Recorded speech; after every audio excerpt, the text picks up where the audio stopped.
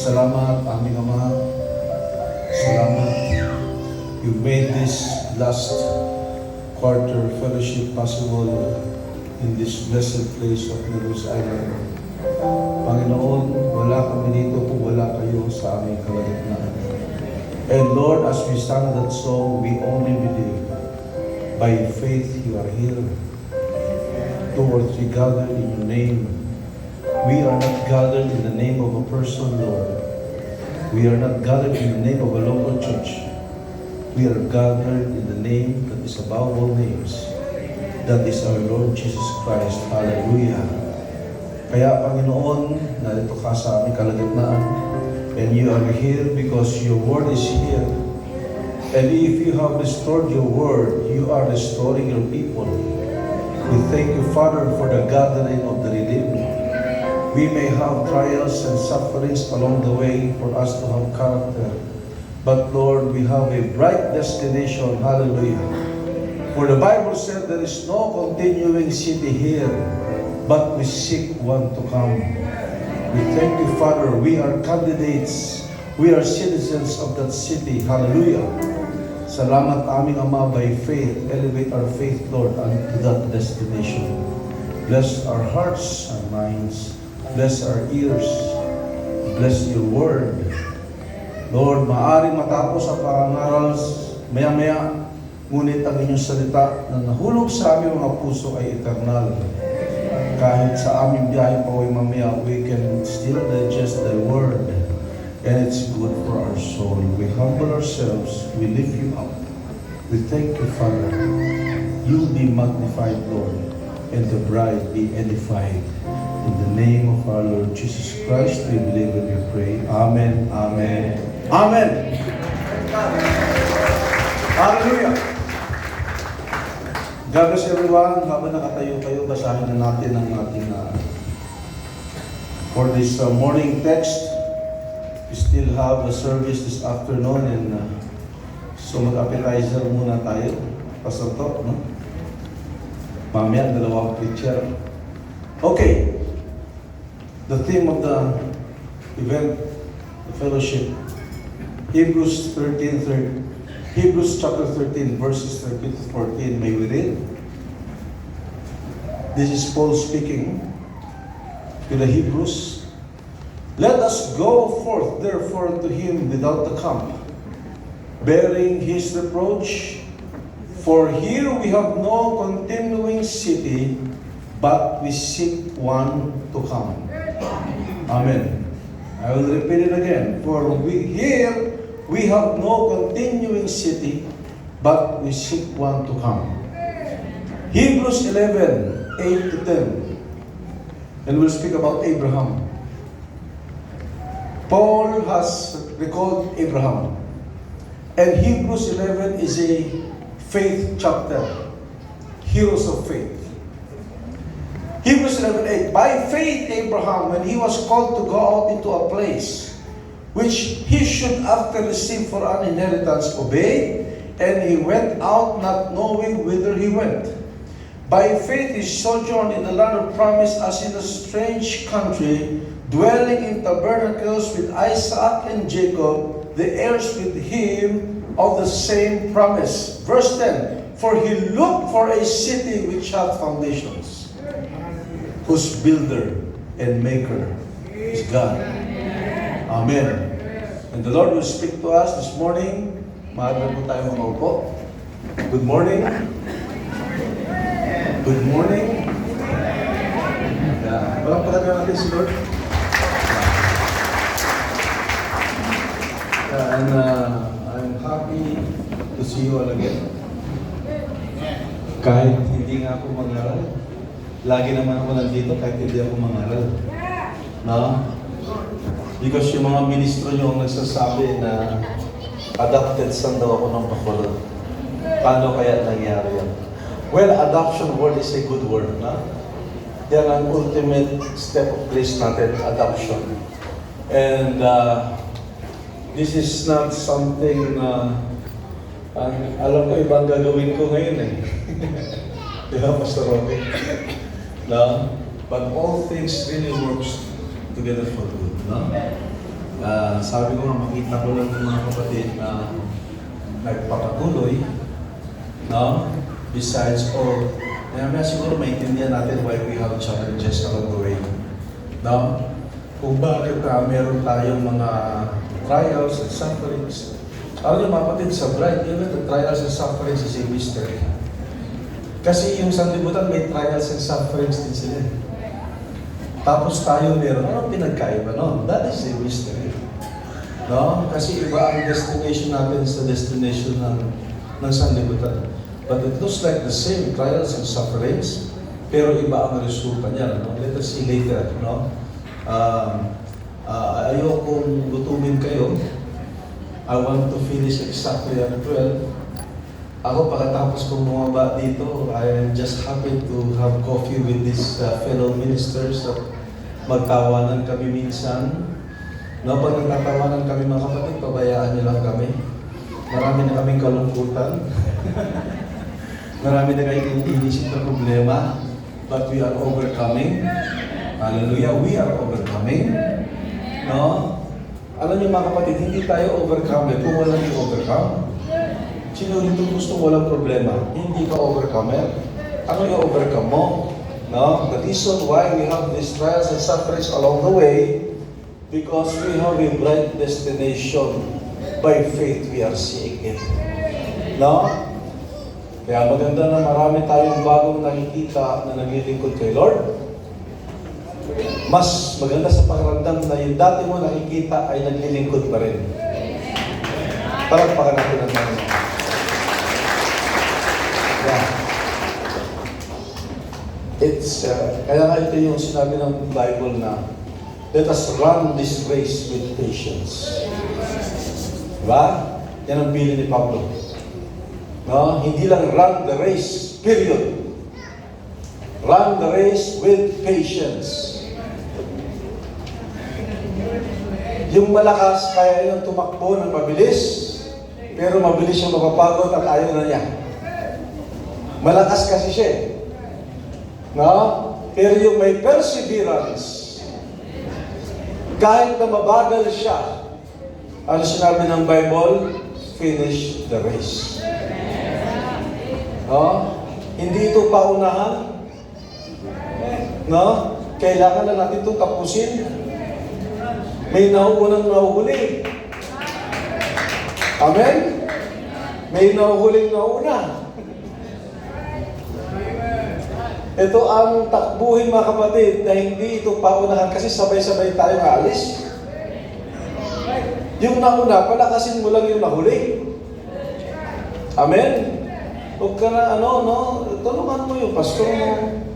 Kung palagay mo, malakas ka na, tulungan mo yung mahina. Huwag mo lang yung kahinain. Kasi kung anak ng Diyos yan, hindi ka maagaw pag hindi naagaw yan. No? Kung kasama mo yan, at palagay mong malakas ka, naalala ko mga kapatid yung pagtawid ng Red Sea. Hindi pa ako nagsisimula, nagkikwento pa lang ako.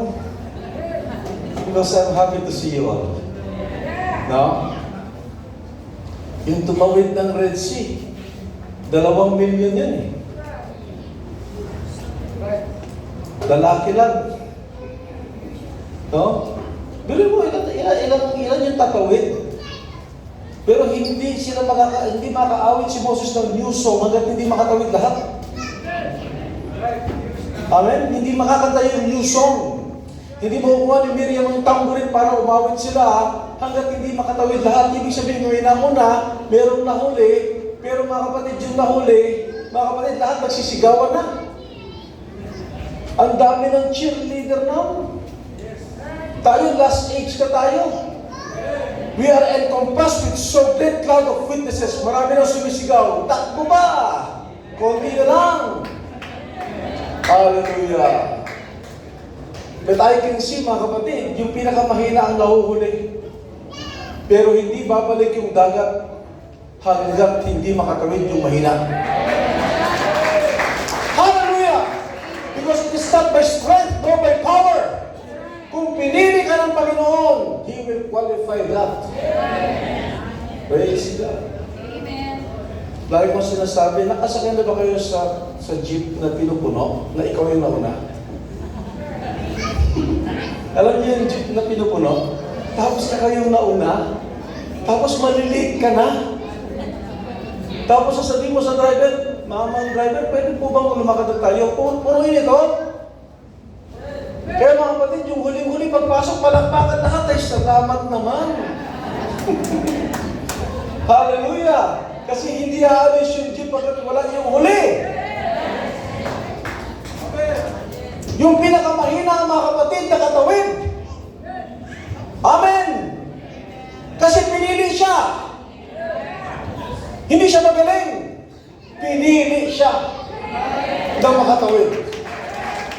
Praise God! Kaya hindi ito palakasan mga kapatid. Pag pinili ka, I have the confidence that I will go through. Tapos yung mga malalakas na hindi pinili, sabi nila, pwede natin gawin yun. Nakatawid sila eh. Yung mga Egyptian, malalakas yun. Mga sundalo yun eh. Kaya nung sila naman ang sumubok, pagtingin ni Lord, hindi pinili. Amen! Ano nangyari? Balik ang dagat, patay silang lahat. Daig ng pinakamahina ng Diyos, ang pinakamalakas sa Satanas. Dahil yung pinakamahina ng Diyos, nakatawid. Pero yung pinakamalakas sa Satanas, patay. Hindi ba yan ang sinabi ng Bible? Dudurugin ng binhi ng Diyos ang ulo ng serpente. Ang ulo pinakamataas siya. Ano bang pa? Di ba ang pinakamababa? Bam! So kahit ikaw ang pinakamababa sa katawan ng ating Panginoon, pinakamataas ka pa rin sa pinakamataas sa Satanas. That's how we see why we are enduring. Kung wala lang ang biyaya ng Panginoon, mga kapatid, baka kami mga pastor na unang huminto. Yeah.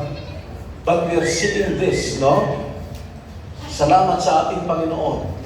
Ang striking word dito, mga kapatid, for we have no continuing city. So I would like to entitle this message, In Search for the Continuing City. Gusto niyo ba yun?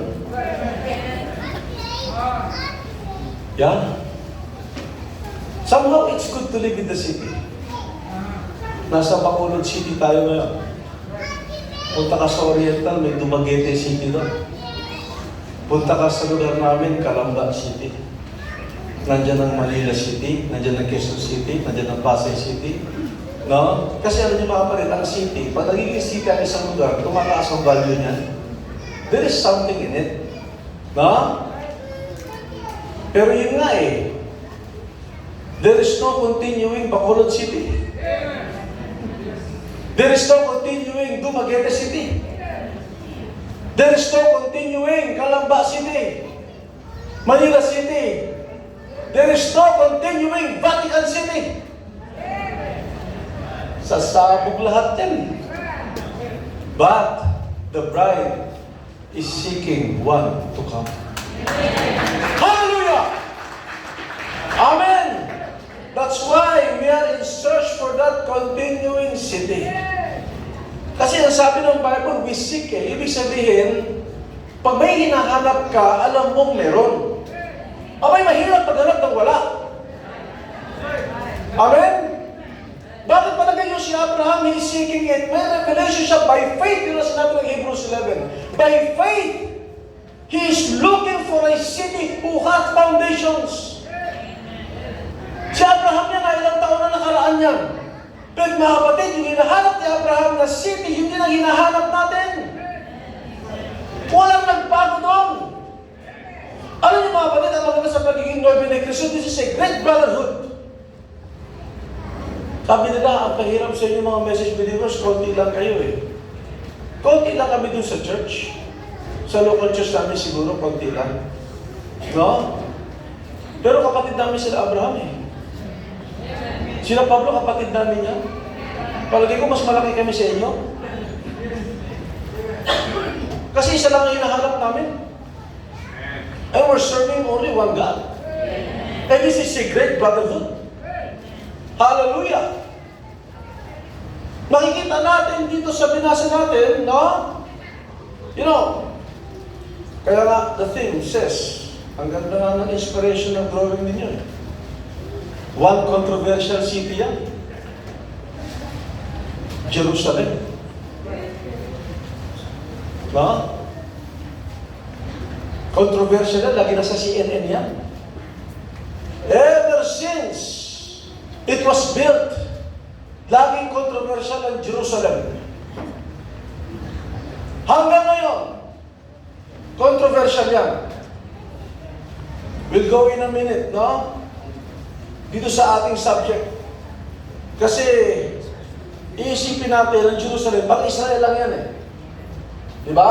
Somehow, pero tandaan niyo mga kapatid, worldwide, no? It is the holy city of three major religions. Do you believe that? Yan ang sentro mga kapatid, yan ang city, ha? Hindi siya bansa, city lang yan. Hindi pa bansa yan. Ang bansa yung Israel. Ang city yung Jerusalem. Para bagang Bacolod City. Hindi ito ang buong Pilipinas. Iba yung Pilipinas, iba yung city lang. Kaya nakita niyo ba si Satanas, lagi lang siya gumagaya. Lagi niya lang gustong gayahin ng Panginoon, pero hindi niya kaya talagang maging anak ng Diyos. Ginagaya niya lang. Sige, sabihin niyo sa akin mga kapatid, dito sa buong mundo, ano ang isang city na bansa na din? Tinuro na ng mga pastor niyo yan. Ano? Yung Bacolod City pa bansa? It's not a country, it's just a city, pero meron isang city sa buong mundo na bansa na rin yan. What is that?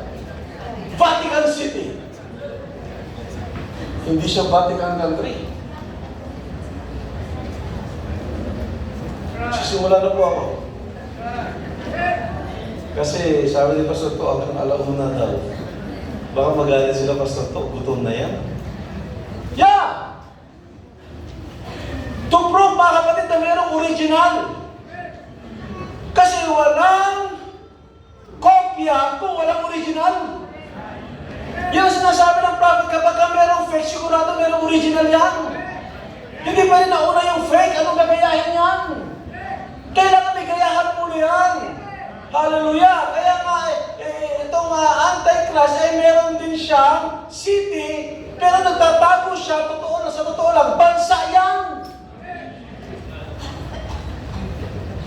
Well, the Philippines is a Catholic country. Pinanganak na akong Catholic. Sa Kristal na ako eh. Di ba? Pakita yung headquarters ng napakaraming churches sa Pilipinas. Lahat ng pera, punta yan doon. Sige, you research it. The Vatican City, may sariling flag yan. May sariling pera yan. Meron sariling military yan. It's a city. Gumagaya ng kaaway mga kapatid. Alam niyo ba kung ilan na sundalo ng Vatican City, mga kapatid? 300 Swiss guards lang. Bakit hindi masakop yan? 300 lang. Kaya sakupin yan. Pero bakit hindi masakop? Pinatutunayan na tama ang Bible, halimaw siya. May sariling pera. May sariling flag. May sariling national anthem, but it's a city. Di ba napakadaya? Isa siyang city na nagtatago sa loob ng isang bansa, Rome. Pero sa totoo, it is a city, it is a country within a country. At sinong presidente yan? Dapat may presidente yan. Dapat may presidente ang bansa, di ba? Sino presidente dyan? Nahiya silang magsagot, Pastor To. Nakita niyo kung paano gumayang kaaway? Yung presidente nila, high priest din nila. See? Political and ecclesiastical. Dahil sa totoo lang mga kapatid, yung syudad na hinahanap natin, na hinahanap ni Abraham, yung leader din doon, ay hari at saserdote. King of Salem, priest of the Most High God. Napansin niyo ba sa Old Testament, mga kapatid? Una-muna, bakit? Bakit hinahanap ito ni Abraham? Yan ang sinabi ng Bible. Kaya napansin niyo si Abraham ba mahirap mayaman? Nung tinawag siya ni Lord, simpleng tao lang siya. Pero nung naglingkod na siya kay Lord, mga kapatid, yumaman si Abraham. Sa totoo lang, kaya niyang gumawa ng isang city. Kaya niyang gumawa ng mansyon. Pero sabi ng Bible, tumira lang si Abraham sa mga tent dahil meron siyang hinahanap. Alam niya na doon siya nakatira.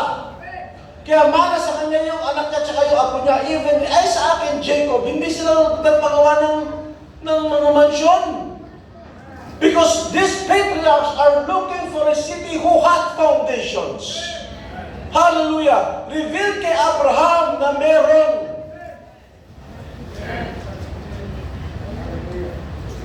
At kahanap ni Abraham doon sa city na yon, nasa lubong niya yung leader ng city na yon. Amen! Hindi ko na bubuksan yung mga scripture para matapos ko talaga ng alas 12, ha? Kasi magagaling naman ng mga pastor dito. Sabi ko nga kaya nagkakape kami. Grabe naman yung team niyo, pang ministers meeting. Ha? Ministers meeting ba ito? Pero ganyan na kayo kalalalim, kaya hindi na mahirap mangaral. Yeah! After ma-rescue ni Abraham si Lot, nagapi ni Abraham ang mga hari. Sino na sa lubong niya? Sino sa lubong niya? Melchizedek! Actually, galing ang Jerusalem sa word na Salem, which means shalom, which means peace. Jerusalem, ang original pangalan, Jerusalem, letter H.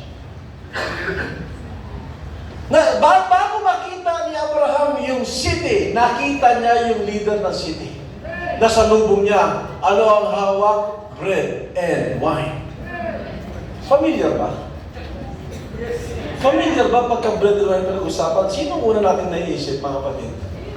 Amen? Hallelujah! Kaya kasi Lord Jesus Christ all throughout yan. Hallelujah!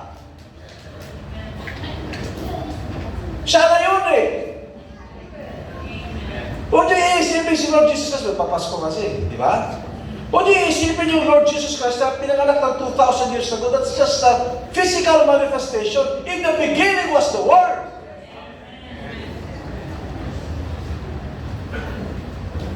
Hindi siya unang pinanganak hindi nga siya pinanganak sa Jerusalem.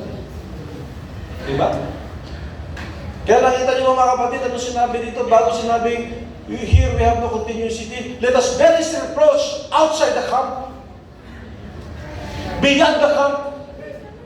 Ibig sabihin, hindi lang pang Israel ang biyaya ng Panginoon. It will go beyond the camp. It will go to the Gentiles, mga kapatid. Nakaabot ito sa atin. Kaya yung Jerusalem, mga kapatid, mukhang pang Israel lang, but for us, it's no. Hallelujah, shadow lang yan.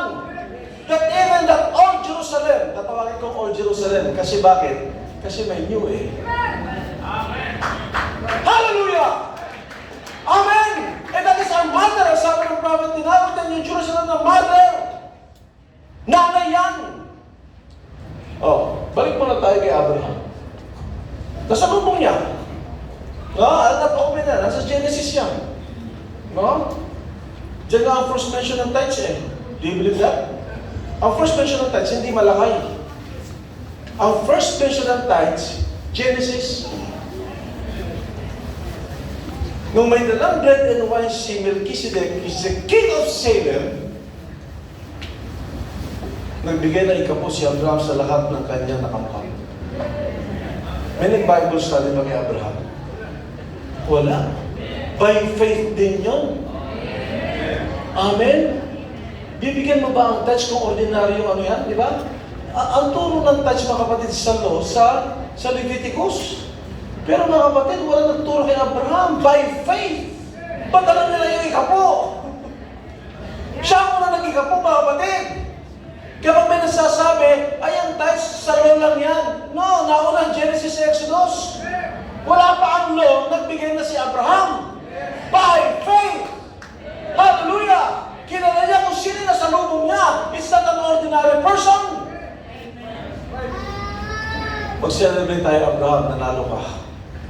Communion.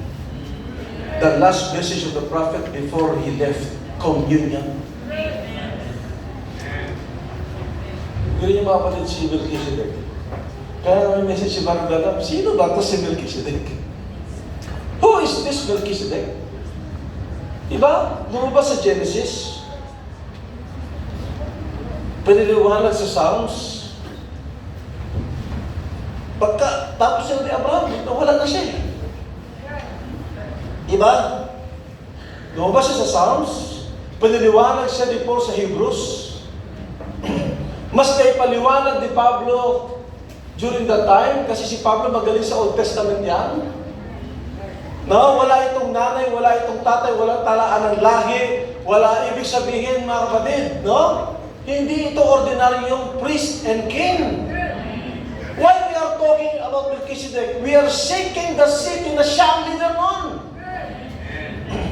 Tandaan niyo, mga kapatid, bakit ngayon ng Jerusalem ngayon? 2,000 years ago, tinanggihan nila yung tagapagligtas nila. Hallelujah! That's the son of David. Sa totoo lang, nabuo ang Jerusalem because of David. Naging capital niya si David ang naging hari. And Jerusalem, until now, is 3,000 years old na yan. At yung anak ni David, ang unang nagtayo ng templo dyan, si Solomon. Hallelujah! That's why it is very critical. Ang mga pangalan niya sa Bible, Jerusalem, the Holy City, City of David, tinatawag din niya Zion. Pero mas maliliwanag ni Barnabas naman yung Jerusalem. We'll go into that. No? That is a shadow. Tinayo ni David. Sinira ng Babylon. The first Gentile world power. Tama? Naamin si Nehemiah sa panahon niya. During the time, ang propeta si Ezra, nagkaroon siya ng burden na itayo muli yung walls na nasira because they cannot worship God in a broken temple. Mahalaga sa Israel yung templo na nasa Jerusalem. Nakita niyo ba ang impluensya ni Abraham? Dahil si Abraham, mga kapatid, kahanap niya yan. Of course, wala pa talaga. But he met Melchizedek, a priest at the same time a king. Pagdating ng Exodus, nagkaroon ng Aaronic priesthood. Noon nawala na ang talaan ng lahi ni Aaron, nagkaroon ng Levitical priesthood. Nabuhay ang Old Testament sa priesthood ng tao, dumating yung great high priest. Amen! Hindi na matanggap. Yung great high priest nagsalita. Na-excited yung mga apostol. Nandiyan pa ba kayo, mga kapatid? No? I'm just giving a background here because this is a nice subject. This is a 4-hour preaching, kapatid. But I am just congesting it. No?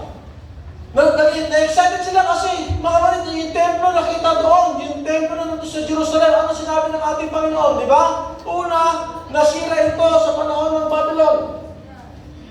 Nirebuild ni Nehemiah.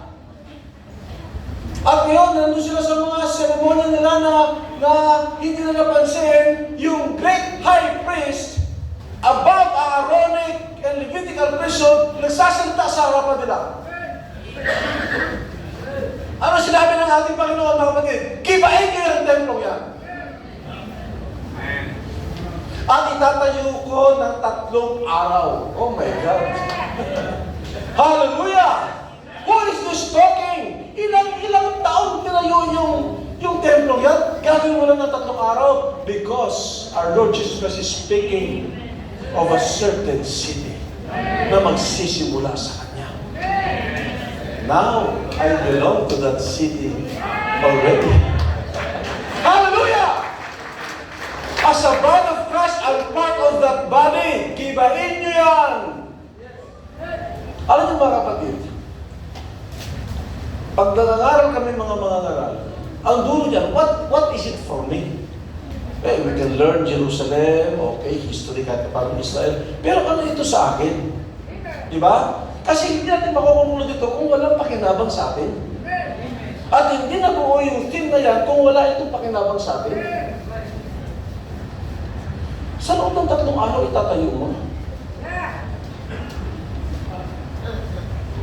Hindi nila naiintindihan.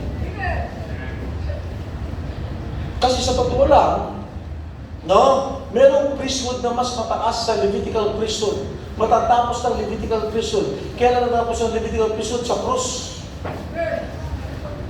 Dahil sa totoo lang, merong priesthood na hindi naman talaga nawawala. And that is the priesthood according to the order of Melchizedek. Amen? Ang priesthood may order yan eh. No?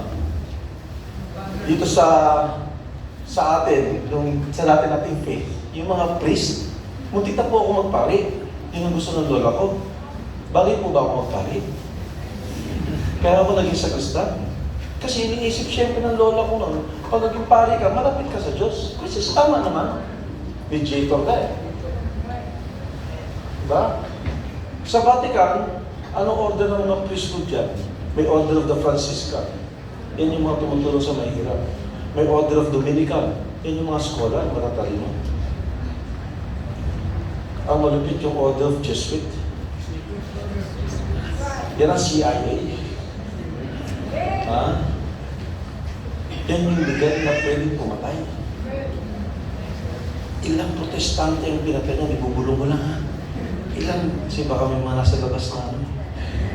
Ilang protestante yung pinatay niya sa Dark Ages. At legal nilang pinatay yun. And that is a priesthood order. Una tayo lumabas. Taga ka lang ba ako? Pag naisip nyo ka lang ba, anong unang pumapasok sa isip nyo? Yun ding pinatay. Yeah. Yun ding pinatay dahil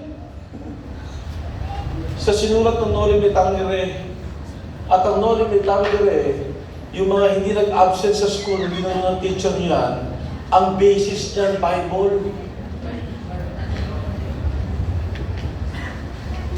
Kaya pala kahit hindi pa ako believer at interesado ko sa buhay ni Rizal as a national hero kasi hindi naman siya kasing tapang ni Andres Bonifacio. Si Andres Bonifacio, mas matapang, pero ba't ito naging national hero? Nagsulat lang. Yes. Eh during that time na magdi-decide ng national hero, under American regime tayo, protestante yun. Siguro nakita nila yung buhay ni Rizal, parang si Martin Luther ito. Nagprotesta siya. Tignan nyo, nabasa niyo ba yung Noli Me Tangere? Subject yan, di ba? Yung mga bagsak sa Noli Me Tangere.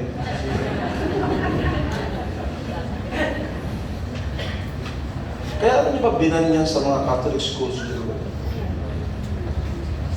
Kasi si Rizal ang nagsabi, the pen is mightier than sword. No? Yung iba gumagamit ng tabak, si Rizal gumamit ng pluma. Pen, nagising ang mga tao. Kaya siya pinatay. Legal. Ano kasalanan niya? Wala siya kasalanan. Wala kasi. Si Andres Bonifacio nga, I've learned the history. Ang gusto niya, Andres Bonifacio, revolution! Ang sabi ni Rizal, reforma lang. Hindi gobyerno ang problema. Ang problema, church. Kita niya? Kaya nakita niyo ba kung ano talaga ang role ng church? Kung malalaman ng tao ang role ng church? Kaya sa Amerika, sana ginagawa dito yan, no? Sa Amerika, pagka nag-ikapo yung mga miyembro, ibabawas yun sa tax ng miyembro. Tax deductible yun. Kaya mayayaman ng church sa Amerika, Kung ako lang, imbis na ibigay ko sa gobyerno, sa church na lang, deducted sa tax ko. Kasi naniniwala ang Amerika, kami na ang bahala sa politics, pabaitin nyo lang yung mga tao. May pamamahal ng mga tao, may magnanakaw kaya? May mga hold up sa bangko? Di ba kung lahat mabait yan? Bawas na ang gastos ng gobyerno sa kulungan. Kasi sa kulungan, pakainin mo ba yan? Libre lahat yun eh. Kaya yung iba nagpapakulong na lang eh. Yeah! Kasi yan ang rule ng church. Yung morals ng tao. Pero kung kailan dumami ang church, saka naging masama ang tao. But the bride is seeking one to come. Hallelujah! Amen! Naniniwala ako mga kapatid kasi kakaunti lang ang messages, kaya kakaunti lang ang mabuting tao. Kung lahat kaya sumunod. Yeah. Kaya nakita nyo sa bansa na lang natin, may legal na pinapatay. You see how the priesthood, no? Kaya sa Bible mga kapatid, tatlong order ng priesthood, Aaronic, Levitical, Melchizedek. Ano ng priesthood natin ngayon? Nung namatay si Lord Jesus Christ, tapos na ang Levitical priesthood. Hindi na ngayon dadaan niya sa lahi ni Levi. Amen? Bakit? Kasi ang Levi galing yan, mga kapatid, no? Si Aaron galing yan sa tribu ni Levi. Pero mga kapatid, yung priest natin ngayon, yung high priest, galing ito sa tribu ni Juda. Hindi na ito Levitical. Hallelujah! Leon! Sa tribu ni Juda. Merong priest na lumabas sa tribu ni Juda. And that is David. But David, mga kapatid, hindi siya naging priest. At alam natin, mga kapatid, meron sa Old Testament na hari na siya, gusto niya maging priest, naging ketomin siya. Kasi hindi pwede magsabayan. But there is a special person in the person of Melchizedek. He is the king of Salem. At the same time, he is the priest of the Most High God. The lion and the lamb. Ay, perfect ang Bible, kapatid. Lion is a king. The lamb is a priest. One person. Yes. Aksidente ba? Napakapalad ko. Napakapalad mo. Imagine mo, yung hari ko, priest ko din. Alam niyo, sa lumang tipan, pag ikaw huhusga, hari ang judge. Patay ka. Amen? Pag ikaw nagkasala, patay ka. Sino wala kasalanan? Sino ba? Lahat tayo nagkasala. Ha? Pero mga kapatid, ito ang maganda eh. Tingin nyo sa courtroom. Di ba? Nakarinig na ba kayo ng hearing? Nakapasok na ba kayo ng courtroom? Nung minsan, nakapasok ko ng courtroom mga kapatid. Walang hearing, pero may spirit na nandun. Alam mo, inupuan ko yung inupuan ng mga akusado. Ibang pakiramdam. Parang may kasalanan ako kahit wala akong kasalanan. Yeah. Kasi sa courtroom mga kapatid, pag binasaan ka ng law, kaya nga, marinig ko mga kapatid, pag ikaw akusado, kunyari, Toto Pitogo, kunyari lang kapatid o sinong gusto nyo? Si Pastor Rubén na lang. Pastor ikaw na lang. Pag may kasalanan ka sa isang tao, hindi sinasabing Toto Pitogo versus Ruben Romano, kung nagka-problema kayo. Ang sinasabi ron, Felipe Pitogo Jr. versus the people of the Philippines. Bakit yung buong Pilipinas ba ang kalaban ko? Because it's the law. Hindi ka nagkasala sa tao, nagkasala ka rin sa batas. Kaya binubuksan yan eh. Nandiyan pa ba kayo? Kaya maging judge nag-decide, final na yun. Pero bago ang judge mag-decide, meron kang attorney. Yun ang mediator mo. Amen? Para bagang ang hari sa loob ng courtroom yung judge, ang priest sa loob ng courtroom, yung attorney mo. Yung attorney mo, kahit mali ka, kampi sa'yo yan. Kasi binayaran mo yan.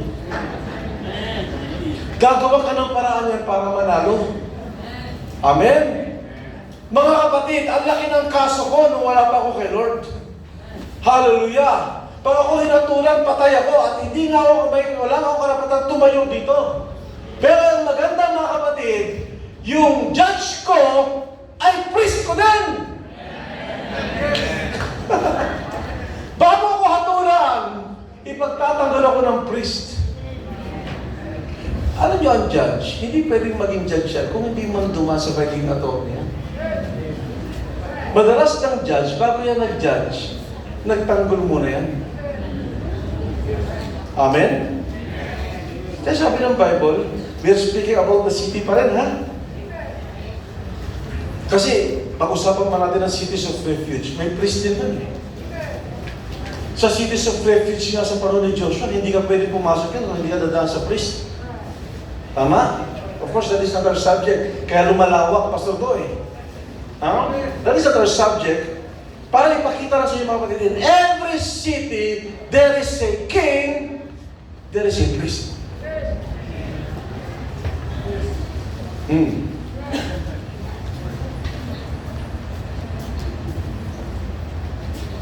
Ano sinabi ng Bible mga kapatid kung lumabas ang ating Panginoong Kristo Jesus? I have committed all judgment to the Son. Amen? Alam nyo, bago siya naging judge, priest muna siya. Mediator ko. Salamat sa ating Panginoon. Amen. Wala na tayong kasalanan. Sa lahat ng ipinanganak ng Diyos, wala na silang kasalanan. That's what the Bible said. Grabe, Pastor, ibig sabihin, hindi na tayo nagkakasala. Magkakamali ako maraming beses. Pero tapos na ang kasalanan mo. Basta ano pa kakaiba? Diba? Ano pa kakaiba? Nagkakamali din ako, pero kasalanan mo, tapos na. Amen. There is only one sin. Unbelief. Amen? Kaya ang kanta natin kanina, only believe. Ibig sabihin, Brother John, hindi ka na nagkakamali maraming beses. I can commit mistakes 1,000 times in a day, but my sin was settled already. Kaya pag nagkamali ako, ito gawin nyo kasi, para hindi magtuloy. Pag nagkamali ka, aminin mo na kagad, mali ito. Napasyal ka. Uy, tingin ka mo ng mga deacons. Diba? Pero bakit kaya kung nakatingin ng deacon, merong bumubulo sa puso mo, mali yan? Because you're a believer. You believe. At pag naniniwala ka, wala kang kasalanan. Nagkamali ka lang. Kailangan pagsisihan mo kaagad. Kailangan pagsisihan mo kaagad. Hallelujah. Lord, Lord, patawad. Lord, huwag niyo po ito, huwag niyo hayaan magpatuloy ito. I condemn the sin. For the person not to be condemned with sin. Ang kinokondemn ni Lord yung sin. Ang problema, napasyal na ganun. Wala mo convict. Saba, patay ka. Yan talaga kasalanan. Because you don't believe. Na mali yun. How do you see the difference? Yeah. Thank God. Tama sinabi ng Bible. May mga tao na hindi ipapataw ng Diyos yung kasalanan niya sa kanya. Hallelujah! Because my king is also my priest in that city where the Lamb is the light. Hallelujah! Amen! What is our priesthood now? That's why we are seeking one to come. Balik tayo sa priesthood ni Melchizedek. Dahil sa totoo lang, hindi nawawala yung priesthood na yan. Nangaral si Brother Branham, hindi ko nabubuksan. May natanong sa kanya, do you mean Melchizedek is still here? Ano sabi ng prophet? Absolutely. Dahil nandito ang mga binhi ni Abraham. Hallelujah, this is continuous seeking of this city to come. Now, nung si Abraham, 11:37. If I will follow my rule, I still have 23 minutes. Hinahanap ni Abraham yun. Binanggit din ito ni Paul.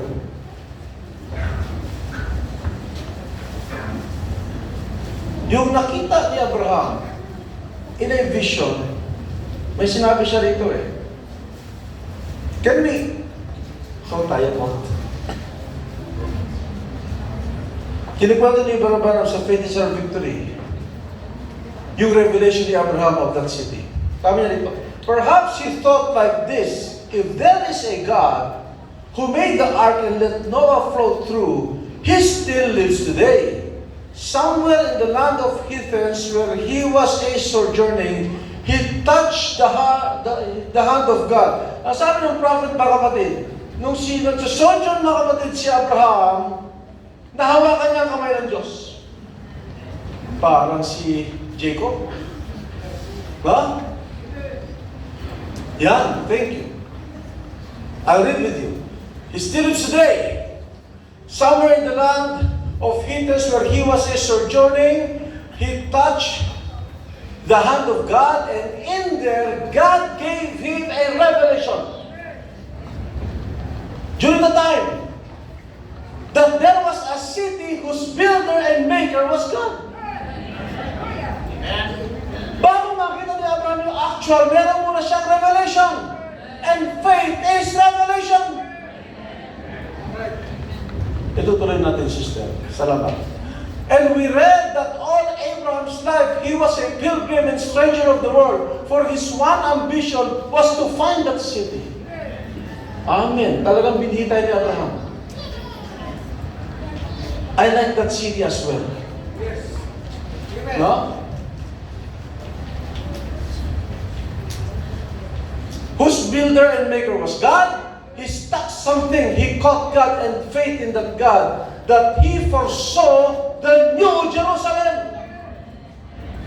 Ang nakita ni Abraham, hindi yung Jerusalem na yun. Ang nakita ni Abraham, yung New Jerusalem. Hallelujah!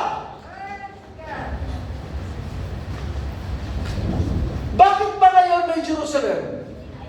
Okay, hayaan nyo tawagin ko ang Jerusalem ngayon, Old Jerusalem. Hindi nyo. Kasi darating pa lang yan eh. Pero may statement si Barabanam, ginagawa na ngayon yun eh. Habang nadadapa tayo rito, may ginagawa ang Diyos. In my Father's house are many mansions. Hallelujah! Mas malaki yung house sa mansion. Ganyan si Lord gumawa. Of course, that is our bodies, yung body change natin. And he put his pack on his back and became a wanderer, not just floating about without any purpose. Look at the word purpose. Kaya si Abraham hanggang sa namatay siya, alam niya yung purpose niya. Kung hindi niya man makita yun, sisiguraduhin niya si Isaac magkakaroon ng tamang asawa. Dahil sa kanya na dadaloy. Sa seed na niya na lalabas Hallelujah! That even yung physical birth ng ating Panginoon, kailangan magsimula kay Abraham, kaya binantayan ng Diyos yung seedline na yan. Kailangan lumabas siya sa tribo ni Juda. Alam nyo, kahit anong gusto mo ni Satanas, hindi siya magwawagi kay Lord eh. Pero mo sa panahon ni Juda, nangamatay yung mga anak niya. Eh sa kanya dadaan eh. Ang natira na lang yung bunso. Si Tamar ang asawa. Kaya natakot na siya, tinago niya na yung bunso. Mga kapatid, pero why si Tamar? Kailangan magpatuloy ang tribo ni Juda. Kailangan magkaanak si Juda. Kaya si Tamar na matuwid ng babae, nagpistulang prostitute. Kailangan kunin niya na ito kay Juda para sigurado kasi tinago na yung anak. At isang araw nalasing si Juda, nalungkot siya, nagkaroon siya ng affair kay Tamar, nagbunga. Sa totoo lang, sa tingin ng tao, masama yung ginawa ni Tamar. Pero kung palalalimin natin mga kapatid, plano ng Diyos yan. Hallelujah! Gumamit siya ng isang hindi mukhang magandang sitwasyon para lumabas ang isang magandang sitwasyon. Kaya hindi tayo agad nag-uusga eh. Amen? Hindi tayo agad nag-uusga. Tingnan mo muna. Di ba? Actually, tinanong ko niya yung father-in-law niya. Pero ang pagkakamali ni Judah, nag-iwan siya ng nag-iwan siya nag-iwan pa siya ng sign. No? Yung tungkod, yung signet. To make the story short, nag-imbestiga si Judah. Kasi kukunin niya na yung iniwan niya eh. Sabi niya, may prostitute pa rito. Walang prostitute po dito. Sabi ni Judah, okay. Tapos na-find out si Tamar, yung kanyang, ano bang tawag mo sa asawa ng anak mo? Manugang ba yan? Tama po na. Daughter-in-law niya. Sabi ni Judah, mamamatay ka sa ginawa mo. Sige, patayin mo. Kasi ang tatay lang naman ang dinadala ko ang may-ari ng tungkod na to. At ang may-ari ng singsing na to, sige, patayin mo o patay ka. Nakita niyo ba ang pagdabinian ng isang tao, nandun yung protection ng Diyos. Hindi ikaw ang nag-iingat sa binhi na nasa sayo. Yung binhi na nasa sayo ang nag-iingat sayo. Ano nag-iingat sa babae? Asawa ni Adan. Di ba? Kung si Cain lang ang nandun, pwede nang patayin ng Diyos ang babae. Mautak si Adan, bininhian niya rin. At nandun si Abel, bakit hindi mapatayin ng Diyos ang babae? Nandun si Abel. Anak ng Diyos ito. Ngayon, bininhian tayo ng Diyos ngayon. Ang salita ng Diyos na narinig yung tuwing linggo, narinig yung tuwing prayer meeting, binhin ng Diyos yan. Kaya iniingalan tayo ng Diyos. Ang nakikita niya, yung binhi niya na nandun. Sa dami nating pagkakamali, patay na tayo dapat. But thank God. Hallelujah! The Lion of the tribe of Judah, the great high priest. Kaya sabi ni Judah, mas patino ka kaysa sa akin. Yan. Tama ang ginawa mo. Kasi kailangan magpatuloy hanggang sa dumating ang leon sa tribo ni Judah. Yes, lumabas si David, but it's not still David. Our Lord Jesus Christ is the root and offspring of David. Sana nandyan pa kayo? Gutom na kayo?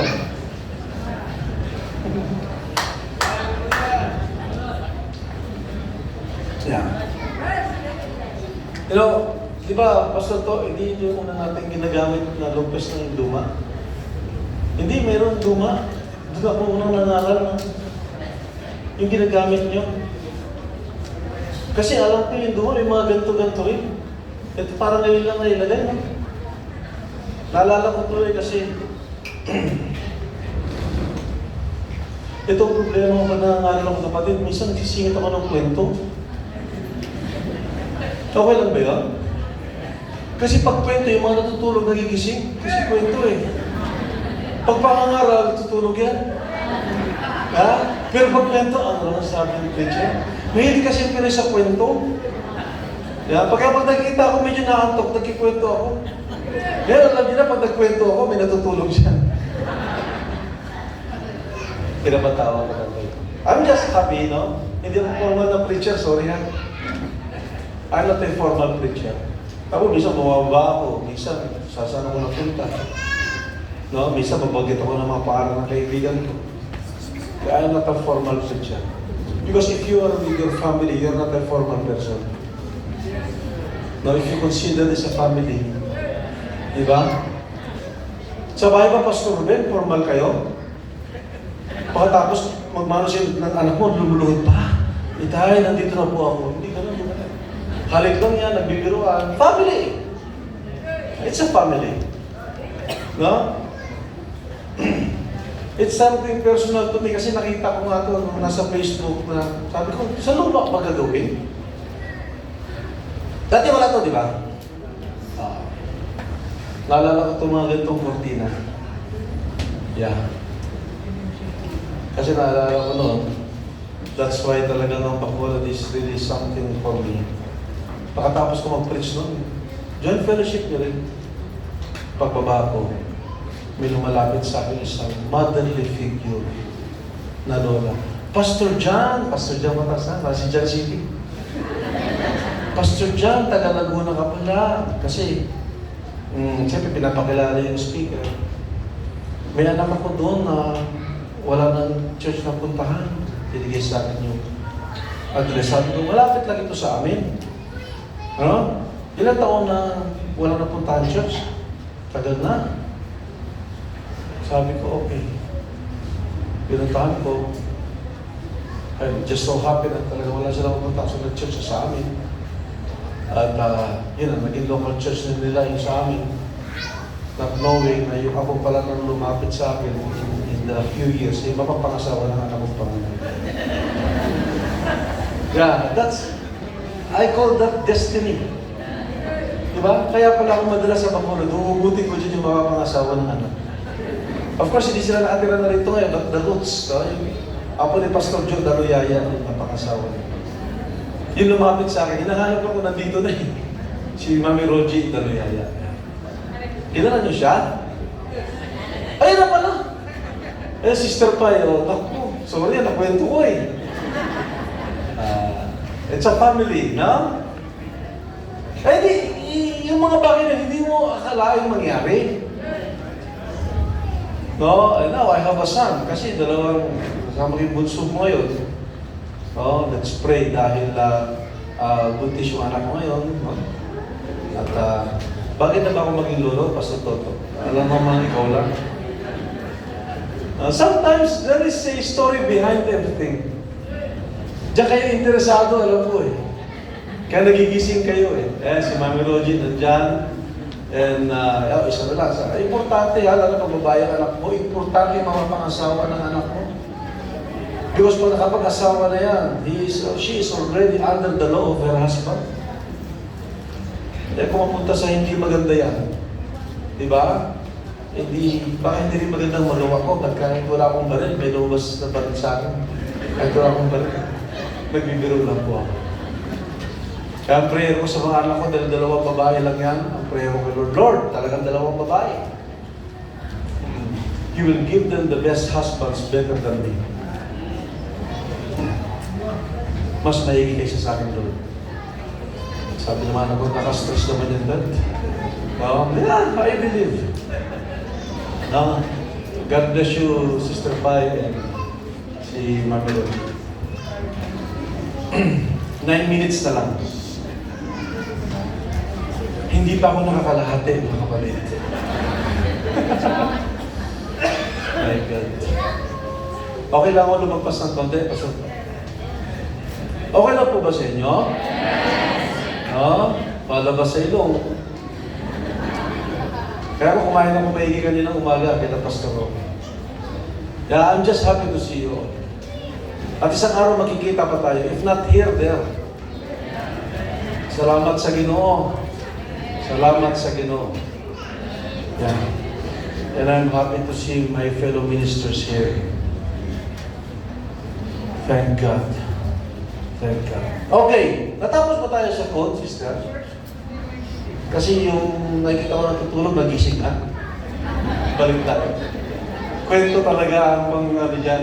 Okay, yung purpose, he had faith that there was a city. Faith, nagsimula niya sa faith. Reveal sa kanya. Pag sinabi mong faith is revelation, nakita niya yun in the vision. Sabi ng prophet, he foresaw that city whose builder and maker was God, an eternal city. Now it's eternal. Here we have no continuing city. No lasting city. Pero ang tawag niya ng prophet sa city na yan, eternal. Then, tama ang direction natin. We are seeking one to come. Kahit mawala yung Calamba City, Manila City, Bacolod City, Dumaguete City, these are temporary cities. Even the old Jerusalem, sasabog yan. Even the Vatican City, sasabog din yan. But I have a city. Eternal. He had a purpose in life to find that place. That's the word purpose. Bakit tayo mayroong mga ganitong John Fellowship? Magastos to eh. Diba? Pagod. Ipunin yung pastor, ipunin yung mga tao niya. Minsan uulan pa. Pero bakit hindi tayo mapigilan? We have a purpose. Hallelujah! Amen! The purpose is higher than the goal. Ang mga tao sa sanlibutan, meron na silang goal. But me, I have a purpose. Kahit mapigilan ng nag-aaway, o kahit mapigilan bigat ang lahat ng bagay, you go to church every Sunday, you go to church every prayer meeting, may mga ganitong magaway, may youth camp pa. Hallelujah! Huwag kayong manghimagod. Hindi ito para sa kung ano pa man. We have a purpose.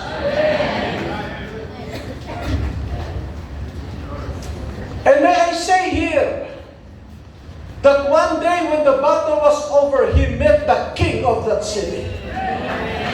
Hallelujah! Nasalubong ni Abraham dahil sa kagustuhan na makita yung city, ang ipinakita mo na sa kanya, yung hari. Ibig sabihin, totoo yung hinahanap mo, Abraham. May hari na eh. And he gave him the communion, bread and wine, Melchizedek. Oh, you can purpose anything of God's promise in your heart without finding the reality to it. If your soul has been tormented by sins, may mga pagsubok tayo, and doubts and ups and downs and frustrations, and there's something down in you that's telling you that there's somewhere you can overcome that. That's why we can overcome. I am not a citizen of this world. Hallelujah, overcome ako kasi kailangan makaabot ako ron.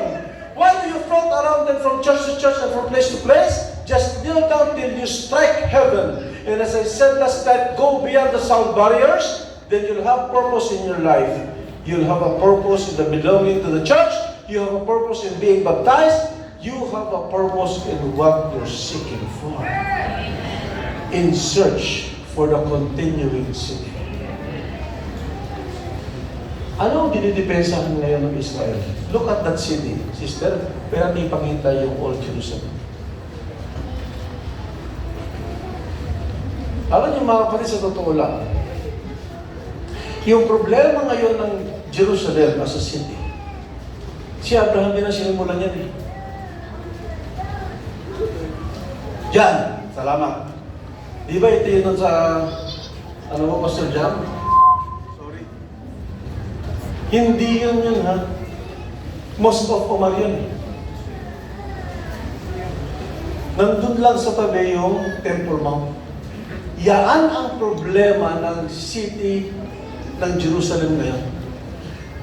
This is the abomination that maketh desolate. Hindi makapag-temple worship ang Israel kasi nandun yung isang headquarters. Pag tinignan nyo yan mga kapatid, ang nakikita ko dyan, dalawang anak ni Abraham. Tama? Sinong anak na pangako ni Abraham? Si Isaac. Sino yung isang anak niya dahil nainip sila? Di ba? Si Ismael. Kaya masama yung naiinip. Pag kainunahan mo ang Diyos, madalas mali yung step mo. Sabi ni Sarah, tama naman ang Diyos Abraham eh. Siya talaga lalabas, pero baog ako eh. Meron akong alipin. Mukhang sa kanya. Huwag mong tutulungan ng Diyos sa plano niya. Pag si Lord gumawa, magpatianod ka lang, alam niya ang ginagawa niya. Amen? Isa lang lang pati pasok to, ha? Hindi ko lang alam kung paano ko i-conclude. Yeah. So in other words, nauna si Ismael, pero lumabas si Isaac. Amen. Pero anak din ni Abraham si Ismael. Kaya ang sabi ng mga naandyan, ba't nyo kami dito paalisin? Anak din kami ni Abraham. Patay. Ito sa point. Kaya nga mga kapatid, magulo yung city na yan. That's why Abraham is looking for a city who has foundations. Araw-araw gera dyan. Ang duro yan mga kapatid, sabog yan. Mawawala yung headquarters nila mga kapatid, ang Diyos ang kikilos dyan. Listen. Nung tinayo ni David, ang Jerusalem na naging capital, sinira ng Babylonian Empire. Tinayo ulit ito ni Nehemiah, after mga kapatid ng crucifixion, yung last gentle world empire naman na sumira sa Jerusalem, Roman Empire, under Titus. At magmula noon hanggang ngayon, sa dingding na lang sila gumagano. Hindi yan may tayo-tayo. Bakit, mga kapatid? Palagay ko, hindi na yan may tatayo. Because there is one city to come. Yung pangatlo.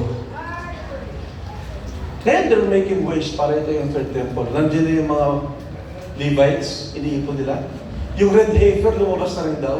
Sa palagay ko, paano may tatayo yan? Pag sinilang ng Diyos yung headquarters nila dyan, gera yan. That's why I am also a believer there is a one city to come. Hallelujah! Hindi na tao ang gumawa nito. Maker and builder is God. Hallelujah! Pero yung top view, pati nga sa ng side view. Yan ang side view. Ito yung iba kasi. Ito na yung walls of the temple. Nakakita na kayo roon sa Israel, yung nakaharap sa dingding mahabang balbas, mahaba yung sombrero. Umiiyak sila roon. Ang tawag doon, the Western Wailing Wall of Jerusalem. Kasi wall na lang yun. Hindi pumayag ang Diyos na matayo yung third. Dahil tamang sinabi ng Panginoon, gibain niyo ang templong yan. Meron na ngayon yung templong tatayo ang Diyos. Hindi na tao ang gumawa. Yan. Nandun yung mga tao. Pag tinignan niyo yung nakita yung architectural structure ng Mosque of Umar at Temple Mount, sa ilalim overlapping sila. Kaya talagang parang Isaac Ishmael talaga. Sino ang kalaban ngayon ng Israel mostly? Diba? Yung mga descendants ni Ishmael. Kaya isang ama lang yun. Pero iba ang vessel. Listen! Iba ang vessel. Ang isa si Hagar. Ang isa si Sarah. Si Sarah ang pinili ng Diyos ay types the church, mga kapatid. Si Sarah ay babae, church yan, na kahit paog ka, pag binuhay ng Diyos ang sinapupunan mo, ayon sa pangako ng Diyos, lalabas sa'yo. Hallelujah! Not by might of Abraham and Hagar. Ang ginamit ni Abraham kay Hagar, sariling lakas niya. Kaya sariling lakas niya ngayon ang problema ng Israel. Pero si Isaac, pangako ng Diyos yan. I hope you're getting the point here. Pag nangako ang Diyos, tanggapin mo lang.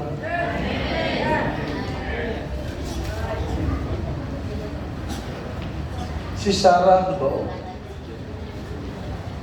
Ibig sabihin, yung bahay bata ni Sarah, sarado yan. Di ba kinuha siya ni Abimelech? Kinuha siya ni Abimelech kasi bumata si Sarah eh. Kasi yun na yung panahon, mga kapatid, na lalabas yung anak. Sumingit na naman ang kaaway, nakuha ni Abimelech. Pero mga kapatid, di ba si Abimelech hindi masamang hari yun? Kumanda si Sarah eh. Bumata eh. Pero nakita niyo ba ang Diyos kung paano niya ingatan hindi na sigena, yung vessel? Sarah is a vessel. Kahit na nanghina si Sarah, mga kapatid, siya pa rin ang pinili.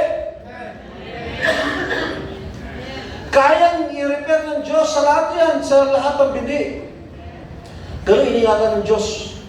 Pero nung Abraham na papasok na bindi, biglang nagbukas ang bahay bata ni Sarah. Kaya nakita niyo ba mga kapatid, bakit tayo nasa mensahe? Nung Katoliko ba tayo, Pentecostal tayo, Baptist tayo, sarado yung bahay bata natin. Amen? Pag-iingat ng Diyos yun eh. Hindi pa mayagan ng Diyos sa pasukan tayo ng ibang mga kredo eh. Pero nung mensahe na pumasok, nagbukas yung ating bahay bata. Hallelujah! At ang lumabas na rin yung mga pangako ng Diyos. Thank God! Hindi pala masama yun. God has the right timing.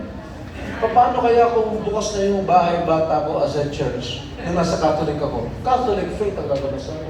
Kaya salamat na lang, sarado.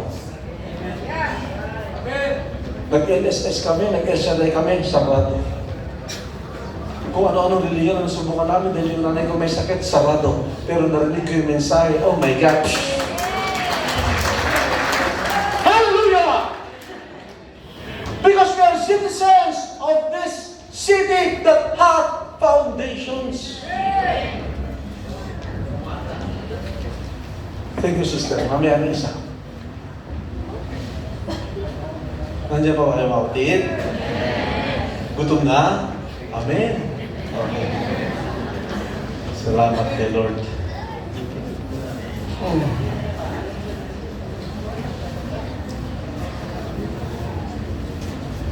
Revealed kay Abraham, pero hindi niya ito naranasan, nakita niya lang. Sa panahon ni John, ipinakita ng Diyos sa kanya. That's why the old Jerusalem hanggang ngayon digmaan niya. Maraming namamasya niya ng mga turista, it's okay. No? Pero nakita niya sa Revelation chapter 21 verse 1. And I saw a new heaven and a new earth. For the first heaven and the first earth were passed away, and there was no more sea. And I just saw the holy city. This is now the city to come. We seek one to come. Si John types the bride. Amen? Nakita niya, pero hindi pa nangyayari yun. One day it will happen. May bumababa. John saw the holy city, New Jerusalem, coming down from God out of heaven, prepared as a bride adorned for her husband. Oh my God, sinong gumawa niyan? Bumababa na galing sa langit. Alam niyo kaya, sa totoo lang, hindi na ko yung team, tinatapos ko pa lang ito eh. Ayaw ko ipangaral, ano yung sa isang ministro, pag medyo hilaw pa yung pagkakagawa ko, hindi ko muna pinapangaral yun. Kulang pa ng rekado ito. Kasi kami mga ministro, kung anong lalabas ito, para nagutan namin yan, kaya ayaw ko Kaya meron talaga ako ipapangarap, pero binalik pa rin ako ni Lord dito eh. Lord, Lord, kayong mangaral. Kayo na magluto nito. Hanggang kagabi, tulog na ang lahat. Sabi ko, hindi ordinaryong tao ang makakaharap mo bukas. Mga kasama ko to sa Holy City. I believe that.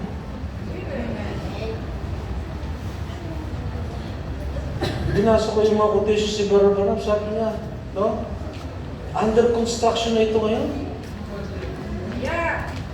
Talagang merong syudad na ang Diyos ang gumawa.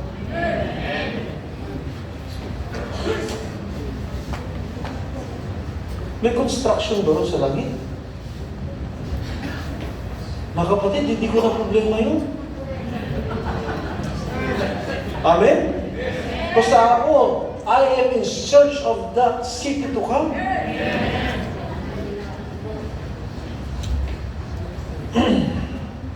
And I heard a great voice out of heaven saying, Behold, the tabernacle of God is with men, and He will dwell with them, and they shall be His people, and God Himself shall be with them, and be their God. Alam niyo mga kapatid, kapag nakikita natin itong mga visions na ito through the word, through the message, gumagaan ang buhay natin sa lupa. Alam niyo kung wala itong mensahe itong mga kapatid, talagang ewan ko lang. Pero ngayon natin may kita, no? In a while. May goal, Pastor to is 12:30. Ang goal mo, 1 o'clock. Okay? Tingnan natin kung anong goal ang mangyayari ngayon. Ha? Okay lang ba? Pastor Jack, anong goal mo? 1:30? Forgive me kung nag-extend ako na. Alam mo naman patatawarin niyo ako sa kasalanan ko. Kilala ko yung mga nasa harap ko. Kahit na gumawa ko ng pinakamasama, patatawarin niyo ako. Okay? Hindi naman ito masama. Nahirapan ako yung conclude. Minsan yung isang magandang subject, ang hirap i-conclude. Yan. Alam ng mga ministro sinasabi ko. Okay! Message tayo, sister. Thank you for your assistance. Jesus gone to prepare with the divine hands. Divine city. Divine architect. For a divine burden people. Nakita ba natin yan? Natin. Sa message. Ang ganda na sinabi ng prophet. Divine architect.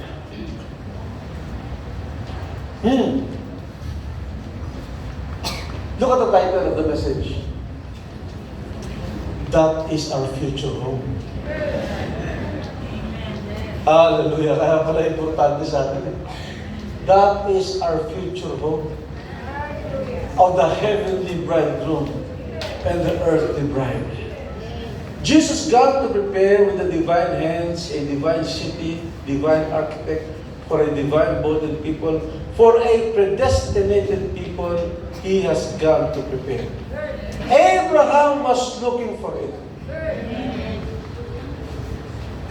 And he professed that he was a pilgrim and stranger, for he looked for a city whose builder and maker was God. That prophet, knowing it, was somewhere. John saw it coming down, but Abraham thought it must be on earth right then. Akala ni Abraham nandun na eh. Kaya nagpakita sa kanya yung hari, wala pa ron. Pero si John, by vision, nakita niya yun, bumaba. Hallelujah! Why? He met Melchizedek, the king of it, and give him a tithe, which had no father or no mother. He had no beginning of life or no ending of life. Abraham met him and they took communion right on the literal spot where the city will be raised up. Meron talaga. Meron talagang bababa. May sukat yan eh. 15,000 square miles. Gaano kalaki yun?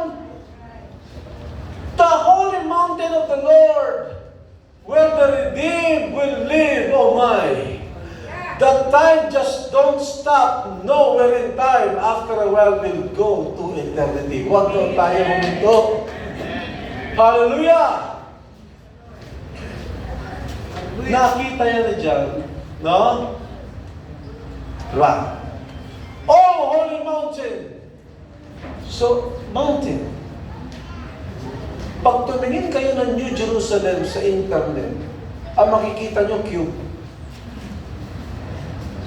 Ganun, no? Square. Kaya meron sa mga 4 square, di ba? Kasi sabi nila, kaya yan 4 square kasi yung New Jerusalem daw, square. 4 na side, 4 na corner. Ganyan ang square. Pero mga kapatid, ang hindi nila nakita, yung nakita ng prophet, may capstone yan. So, hindi siya square. Amen? Kung yan ay may capstone, mukhang triangular yan. It's a pyramid. No wonder, mga kapatid, ang sabi ng prophet, the second Bible is pyramid. The first Bible is zodiac, the second Bible is pyramid, the third Bible is a printed Bible. Bakit? Ang pyramid, mga kapatid, hiwaga yan, square na triangle. Ano yan? Yung square na triangle, tawag nga tayo ng bata. Paano natin mga shapes? Yeah! Dahil mga kapatid, ang pyramid ay square yan sa ilalim. Pero habang umaangat yan, triangular yan. Hallelujah! Because it has a capstone. That's why the statue of a perfect man is a message, mga kapatid. Hallelujah! Kaya tinawag na pyramid, second Bible, yung structure pa lang, mensahe na, may mga nakasulat pa sa loob yan. You learn history. May mga nakasulat sa loob ng pyramid na hindi nila maintindihan. Yeah. At ang tawag dyan ng historian, hieroglyphics. Yung sulat ko, mga kapatid, hieroglyphics. Minsan kahit ako hindi ko maintindihan. Minsan susulat ako. Sabi ko sa asawa ko, Ma'am, ano basa ba? Ano sulat ka sa akin? Ano ba sulat mo hindi ko maintindihan? Ganun talaga sulat ko, pastor ito, pangit. Kaya gusto ko naka-computer kasi yung sulat ko sa computer, ang ganda. Pwede ka pa mamili ng font. Yeah! Pero sabi na, no, tama ang prophet, mga kapatid. Sino bro gumawa ng mga pyramids? My God, sana matapos ko ito ng 12:30. Sino gumawa ng pyramid? Sabi ng prophet, sila Enoch. Sa panahon ni Enoch, hindi pa nagbabaha. Perfect ang orbit ng Earth sa system. Ibig sabihin, pag tumingin sila sa langit, ano mabasa nila? Zodiac Bible. Kaya pag nabasa nila, sinusulat nila sa loob ng pyramid. Na hanggang ngayon, hindi nila maintindihan. That's why it was called the second Bible. Yeah. Pero ang hiwaga ng pyramid ngayon, wala silang capstone. Because they rejected it. Amen? Mensahe pa rin, di ba? Pinatutunayan ng current events na tama ang mensahe. Kaya yan, Holy Mountain. Dahil ang bago mga kapatid, hindi cube. Hindi siya, yung parang kahon. No! Oh, Holy Mountain, there will be streets of transparent gold avenues. My God, kalsada pa lang, ginto na. Ha? Minsan natutulog yung mga taong mag-treasure hunting na ginto. Kalsada lang natin yun doon. What a city to come. Hallelujah. And houses and parks, if you want to read this Revelation 21:18, the tree of life will be there, each month it will bear it, the people that eat these fruits, okay, and so on and so forth, they'll change their diet, every month may kainan din. Yan tanong sa akin, Pastor, ibig sabihin may nagugutom dyan? Sabi ko, ikaw ba kakain ka lang pag nagugutom ka? Yan ang problema ng tao kaya maraming sakit. Minsan kumakain ka, kaya hindi ka pa nagugutom kasi oras nang kumain. No? Minsan nakain ka, you want to enjoy the food. Hindi dahil gutom ka. Nagkasara lang ang tao, kaya nagugutom. Yan. Yung bang si Adan tsaka ang babae, may kinakain din silang literal eh. Pero iba yung katawan nila. Hindi nga napapagod yun. Yan. Exciting city. May samgyup kaya doon.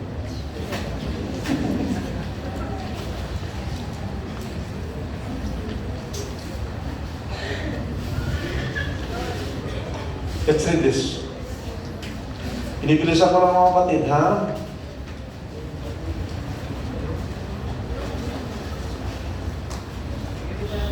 Alam niyo mga kapatid, if we are in search of that continuing city, dapat meron nangyayari sa atin ngayon. Why we have this kind of fellowship? Mga kapatid, para tayo si Abraham, we are seeking. Kaya kapag nakaupo tayo dyan at meron tayo na-find out, natutuwa tayo eh. Sa mga Sunday services nyo, pag may lumalabas sa bibig ng pastor, mga kapatid, at nag-feed yung faith ninyo, natutuwa tayo. Hindi pa natin nakikita, pero may nangyayari na ngayon.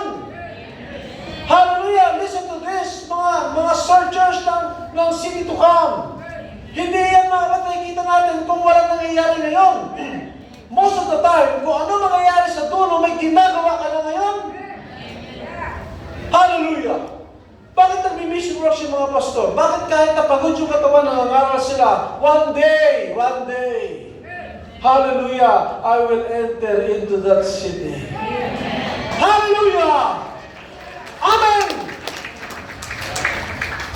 Ang tanong, kumusta tayo ngayon? Magkukumaw ba tayo? Wala. Eternal city. Hirap na ako rito. Ganyan ba tayo? No? Revelation 21:21.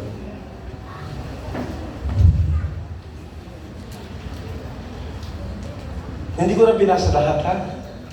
Ito na lang assignment nyo sa pastor ninyo. Pag niyo mamaya, basahin nyo. Yung mga pastor, bukas sa mga gawain, tanongin ninyo kung nabasa na yung buong Revelation 21. Because that is the new Jerusalem. Hallelujah.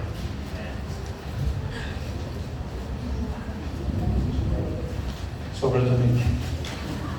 Salamat, Kuya. God bless you. Sabi ng Revelation 21, ito mga kapatid ang pintuan at daanan, ha? Sabi nito, and the 12 gates were 12 pearls. Oh my God. 12 daw yung pintuan doon.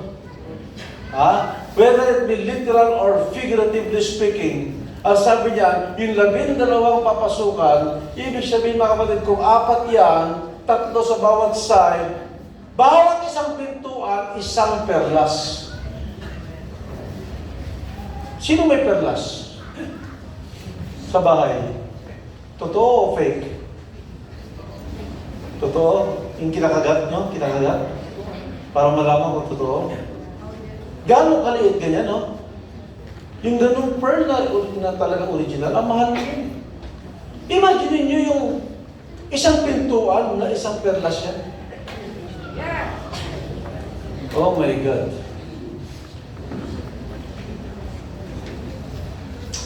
Every several gate was of one pearl, and the street of the city was pure gold, as it was transparent glass. Pagpasok mo mga kapatid sa pintuan, may daan. Pintuan, tapos daan. Pero hindi siya parabas, papasok siya. Amen. Ganyan ang pagpasok dyan.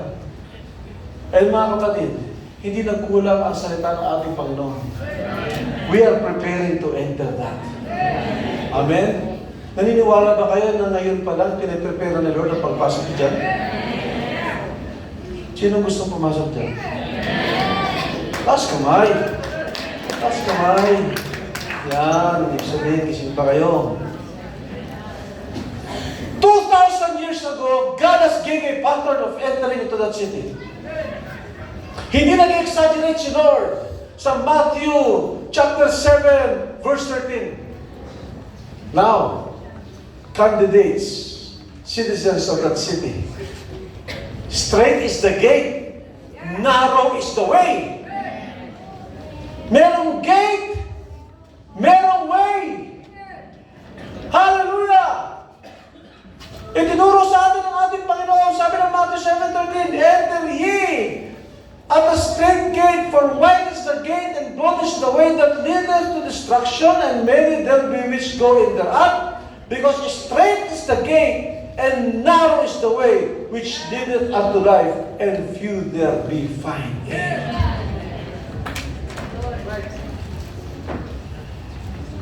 Makipot ang pintuan at makitid ang daan papuntang buhay. Ano ang nasa New Jerusalem? Nasa gitna nun? Tree of Life. Hindi ka makakapasok, mga kapatid. Hindi mo makikita ang buhay kung hindi mo makita yung daan papuntang buhay. Amen! Remember this. Si Adan at ang babae, anytime they can pick the tree of life, nung wala pa mga kapatid kasalanan, nung pumasok ang kasalanan, ang inarangan, yung daan papuntang puno ng buhay. Kaya nga doon sa New Jerusalem, meron ng daan, meron ng pintuan. Bago ka pumasok doon sa daan, nakarang yung daan, kailangan pumasok muna sa makipot na pintuan.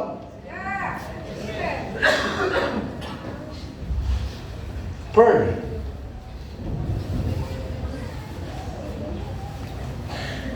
Nakita nyo ang perlas at ang ginto. Yan ay dalawang element na may presyo. Tama? Hindi lang sila mamahalin dahil sa ano nila, sa materialis nila. Mahal din ang perlas at saka ginto dahil sa mga pinagdaanan nila. Yung perlas, hindi agad perlas yan. Alam niyo ba kung paano nabubuo ang perlas? May papasok na irritant doon sa shell. At pag na-irita yung mga kapatid, no, parang niya binabalot yung sarili niya. Naiirita eh. No? Kaya nakita niyo ba yung pearl nagsisimula sa naiirita?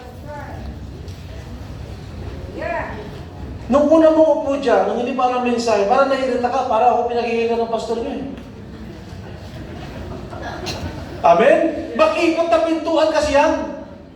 Kaya ang gagawin na hindi pinili, naalis. Ayaw ko na dyan. Buti pa sa church na pinupunta ko, kahit naglalasing ako, ligtas daw ako. Pero yung totoo, kahit naiirita yan, babalik ulit siya next week.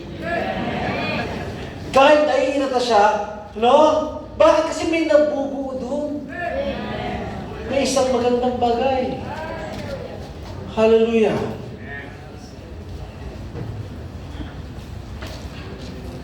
Pearl. Yan ang pintuan. Pakipuksan nga, sister, sa Matthew 7:6. Ito na yung ngayon, ha? Kasi darating tayo dyan. Pero kung hindi mo makita yung lakad mo ngayon, how can you enter into that city? Hindi magic yan.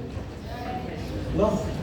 Meron tayong mga mararanasan dito ngayon. Meron tayong papasukin, meron tayong lalakarin. Gates of pearl. Matthew 7:6. Give not that which is holy unto the dogs, neither cast ye your pearls before the swine, lest they trample them under their feet and turn again and rend you.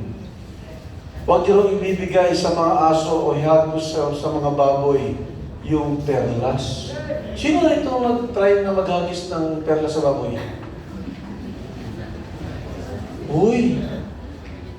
Wala. Dati ba si Pastor Bebot? Si Pastor Bebot ang maraming baboy, di ba? Pag nakita ng perlas, ihagis siguro sa baboy. Bakit ganito sinabi ng Lord? Ibig sabihin kasi, kahit gaano ka mamahalin yung perlas, bali wala yan sa baboy. Amen? Ano ba ang first message? Let's read this. Now, we find, oh my God, mukhang mananalo si Pastor Toto dito. Mga kapatid, I'm trying to be fast. Sana po makaulit pa ako makapagsalita dito. Okay lang po ba yan? Ang bilis ng oras sa pagulog niyo.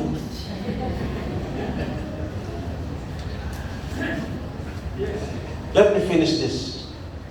This is my mission for the day. Pagbigyan niyo akong tapusin yung dapat kong gawin. Amen? Kaya meron kayo dapat din gawin. Now we find there was one standing there by the name of Nathanael or Philip, I believe it was. Philip was standing by and he saw this. So he was a staunch Israelite and he knew there was a brother that they had studied together. Now if you've ever been in Jerusalem, nakita sister? Now if you've ever been in Jerusalem and see where Jesus was preaching and how far Philip had to go, it's a day's journey around the mountain. Ito yung pinipili na ni Lord yung mga apostol. To where his friend Nathanael was which a Bible student, so he takes off immediately after he had found what was the truth. He had seen it work. He was satisfied that he was the Messiah. Ano raw mga kapatid? No? Take note of the word truth. Oh, if we could only have that enthusiasm, if we could only get that same something within us, when we know we have found that pearl. So what is the truth? It's a pearl. Bago ka maglakad sa ginto, pumasok ka muna sa katotohanan. Hindi ka pwedeng maglakad sa gintong syudad na hindi ka pumapasok ng katotohanan. At yung katotohanan, makipot yan, ibig sabihin, ang hirap tanggapin. Yes.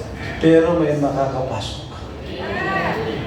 Because the pearl is truth. No wonder, ang perlas, nagsimula sa naiirita. Pero hayaan mo lang. Hanggat binabalot niya sa sarili niya, isang araw yung kabibi bubukas. Wow, it's a pearl. Kasi sa una pa lang, pag umupo ka dyan, yung katotohanan, nakakairita kasi totoo. Di ba masakit ang katotohanan? Pero umupo ka lang dyan. Isang araw magiging perlas yan. At tatagipin mo na, dati hindi ka makapag-iwan. Ngayon, pag narinig mo katotohanan, kahit masakit, amen! I'll enter the truth, hallelujah! I'll enter the pearl, hallelujah! Kailangan may pasok mo yan! At ang sabi ng Bible, kakaunti lang ang makakapasok doon. I'm one of them. Amen. Hindi pa tapos. May lalakarin pa. Gold. Nakita niyo? Perfect ang Bible. That is the truth. Ngayon yung gold yun naman ay way. Okay.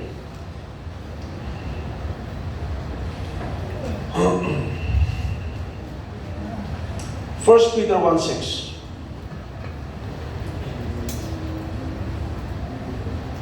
Final na talaga to. Panalo si Pastor Toto. Mas tama siya. 1 o'clock. Kasi 12:30 na, yun ang goal ko eh. May lalakaran pa tayo eh. Amen? Yung goal. Kasi sa dulo ng lalakaran, ano raw? Yung life. Kaya sabi ni Lord, I am the way, the goal. The truth, the door. And the life. The way, the truth, and the life. Oh my God. Wherein in 1 Peter 1:6, wherein ye greatly rejoice, though for no opposition if need be, yet in heaviness through manifold temptation, that the trial of your faith, being much precious than of gold that perisheth, though it be tried with fire, might be found unto praise and honor and glory at the appearing of Jesus Christ. What is the goal, mga kapatid? The trials of our faith. Character. Ano sinabi ng prophet? Character is victory. It's not a gift. Pag sinabi mo victory, mga kapatid, meron ka napapalalunan. Yung gift, kahit wala kang gawin, darating siya yan. But character is not a gift.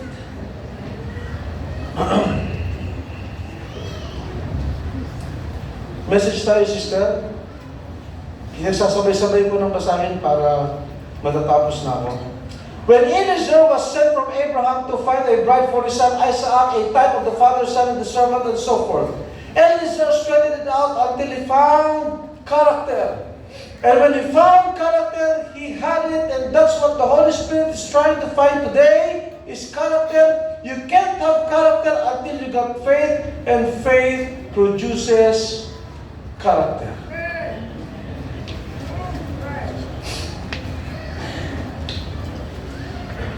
Sabi ko kanina, papasok tayo ng New Jerusalem, ha? Pero sinisimulan na natin ngayon. Ngayon, nakapasok ka na sa katotohanan somehow. Kaya lagi na nakikita, tinanggap mo yung katotohanan. Kahit mahirap itong tanggapin ng una. Pero pag napasok mo mga kapatid, now you will walk in the path, in the golden path of character. That's why the stature of a perfect man actually is character building. Nakikita niyo sa mga churches niyo. Sabi ko kanina, yung perlas at ginto, hindi lang sila naging mamahalin dahil sa materialis sila. Naging mamahalin sila dahil sa pinagdaanan nila. Ang ginto, hindi agad ginto yan. Saan galing ang ginto? Saan galing? Sa putik. Amen? Hindi agad yan naging ginto. Yes, tama. Dumaan dyan sa isang proseso bago yan maging pure gold. Ang sabi ng Bible na lalakaran natin is pure gold. Hindi yung grocery, ha? Mamaya pwede kang maglakad doon. Ibig sabihin, dinalisay na ginto. Hindi lang siya ginto. Para maging dalisay ang ginto, may nadaanan yan. Amen? Una sa lahat, galing sa putik. Pero pag nakita ng minero yan, hindi niya nakikita yung putik. Ang nakikita niya, yung maliit na ginto. Hallelujah! Kaya it will take a miner to see the gold. Alam niyo mga kapatid, pag mayroong putik dyan at may maliit na ginto, ang sabi ng miner, Dok, may ginto. Ang sabi ng doktor, wala ko nakikita. Kasi mata yun ng doktor. Pero sa mata ng minero, may ginto, Dok. Sa mata ng Diyos, yung galing pa tayo sa putik, may nakita siyang maliit sa atin. Yung faith. Ang nakikita ng kapitbahay mo, yung putik. Ang nakikita ng Diyos, ginto. May gagawin ako dyan. Hallelujah! Kagibis ko ng New Jerusalem. Ang gagawin ng minero, mga kapatid, kukunin niya yung ginto kasama yung putik, lilinisin niya yan. Idadaran niya sa apoy. Masakit yun, mga kapatid. But it will take a fiery trials. Kaya tayo may mga trials, mga kapatid. May pinalalabas ang Diyos natin. Hindi tayo para parusahan ng Diyos, mga kapatid. May gusto mo ba ang Diyos sa atin? Dahil papasok tayo sa New Jerusalem after we have heard the truth. Ayan, pagsubok dito, pagsubok doon. Kakausapin niya, Pastor, ba't kung kailan ako naglilingkod kay Lord sa ganito? Amen! Ang gagawin pa dyan ng panday, no? Kasi may pyrite gold eh. Yun yung gold na hindi totoo. Kailangan sunugin yun. Tandaan niyo mga kapatid, hindi ko nabubuksan ng Bible. Ang ginto lang. Listen, sa lahat ng mineral, sa lahat ng elements sa periodic table, mahina ako sa chemistry. Yan ang isasakit na ayaw na ayaw. Ang hirap, ang dami may memorize yan. Periodic table. Kaya sa periodic table, dalawa lang hindi ko malibutan. AG tsaka AU. Pastor ako eh. Sa lahat ng nasa element, ang ginto lang na kapag ka sinunog mo, lalo siyang natutuwa dahil lalo siyang nangingipyo. Amen? Hindi mo pwedeng gawin yan sa papel, sa kahoy, sabi ni Paul sa 1 Corinthians 3, masusunog lahat yan. Pero pag ang ginto tumahan sa apoy, lalo siyang kumikinang. Hallelujah! Amen! Ngayon, sino ang nandito ngayon sa Joint Fellowship na walang problema kahapon? Lahat may problema. Ba't nandito tayo? Amen? Hallelujah! Alam niyo mga kapatid, madali lang umatid ang Joy Fellowship pag lahat okay. Diba? Para kami ang lahat. Pero pagka alam mo meron kang pagsubok pero nandito ka pa rin, ay iba yan. Amen. May sinusunog lang dyan at lalo kang kumingin. Hallelujah! Yung mga matang yan ang umingiti. Sa likod dyan may mga pagsubok, but thank God. Hallelujah! I will overcome. I will come out as a gold, sabi ng Job. Hallelujah! Pag lumabas tayo na parang ginto, yan ang sinabi sa Job. Hindi ko basta, ang ganda nito. Job 23:10, sabi niya dito, no? But He knoweth the way that I take. The way. Diba? After ng person, gates of pearl, the way. Nakita na sister? Job 23:10. But He knoweth the way that I take. When He hath tried me, I shall come forth as gold. Praise God. Hindi ba makukontento yung panday?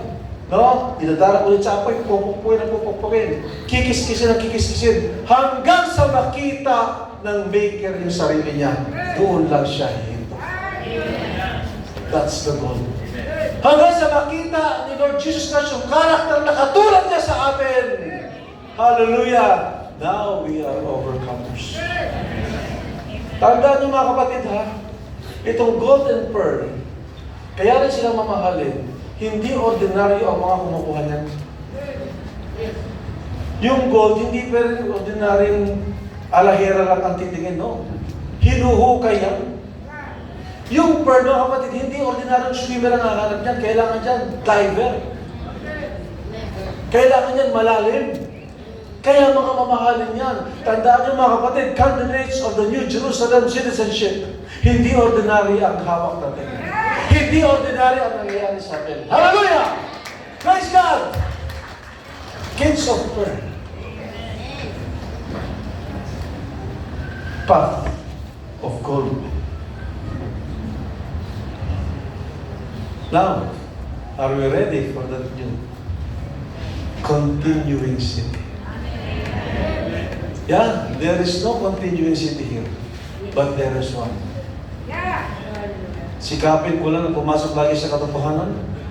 Sikapin ko lang na maglakad sa path ng karakter ni Lord. Kahit na ako'y sinusunog, at least lumalabas yung karakter. Ang bride, kahit na puno yung mga problema yan, hindi mawawala ang karakter niya. Yeah. Amen. Yung iba kumakapit na sa matalim, pero ang bride kakapit sa matalim. The Word of God. Hallelujah! Amen! Last verses. Matthew 13:44. Mabuti ang Ginoo. Kinuntayan kanina, no? Kaya buti ng Panginoon.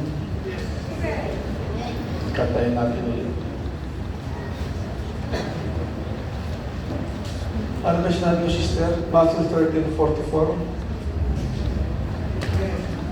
Again, the kingdom of heaven is like a treasure hid in the field. Ano bang kadalasang kayamanan tinatago sa ilalim ng lupa? Ng mga Hapon. Gold! Tama? May inom pa bang mga gold dito sa Bacolod? Madami pa? Ba't hindi kayo nagsasabi? Joke lang. A kingdom of heaven is like unto treasure hid in a field, the which when a man hath found, he hideth, and for joy therefore goeth and selleth all he hath done, and buyeth that field. Pababawi natin yung istorya. Meron daw isang tao, no, na nakakita ng ginto sa ilalim ng lupa. At sa kanyang kasagalakan, binenta niya ang lahat ng kanyang ari-arian at binili yung lupa. Hindi sinabing binili yung ginto. Ang binili niya yung lupa, kasi pag nabili niya yung lupa, nakuha niya na rin yung ginto. Amen? Ganyan si Lord sa atin. Walang kwenta tong lupang ito eh. Siguro yung lupa nakita niya, wala naman tanim, walang value. Pero may nakita siya sa ilalim noon. At yun ang dahilan kung bakit niya binili yung lupa. Walang kwenta itong lamang ito, lupa lang din ito eh. Pero may nakita si Lord doon sa ilalim ng lupa. At iniwan niya ang lahat ng gloria sa langit at bumaba at binayaran ako. Hallelujah! At binili niya yung lupa dahil may pinto sa loob ko. Kaya mga kapatid, kung niligtas ng Diyos ang kaluluwa natin, binili niya na rin ito pag may sakit ito, Lord. Yung lupa kung may sakit, di ba binili mo na rin ito? In Jesus' name, magaling na ako ngayon. Hallelujah! Pag binili niya na sa loob, binili niya na rin. Anong next verse niyan, sis? Aksidente ba na magkasunod na naman sila? Again, the kingdom of heaven is like unto a merchantman seeking goodly pearls. Ay, perlas, ginto na naman magkakabit. Next verse. Who, when he had found one pearl of great price, went and sold all that he had and bought it. Ito naman tayo. Who is the pearl? One pearl of great price. The great truth, Lord Jesus Christ Himself. Nung natagpuan tayo ni Lord, natagpuan din natin siya. Kaya we forsake all things para lang makuha yung katotohanan. Our Lord Jesus Christ. Sino nauna? Siya muna na nakita tayo. Nung nakita niya tayo, tayo naman nakakita sa Kanya. And we're enjoying this truth. The pearl and the gold. Isang araw, papasukin na natin that continuing city. Hallelujah! In walking the path of gold and entering the way, the truth, the gate, at sa dulo, life. Tumayo tayo lahat. Salamat po sa tiyaga ninyo. Sa totoo lang, I miss standing here din. Dahil dito nagsimula ang love story ng panganay kong anak. No? Kantahin natin yung Panginoon, kay buti mo sa amin. Because that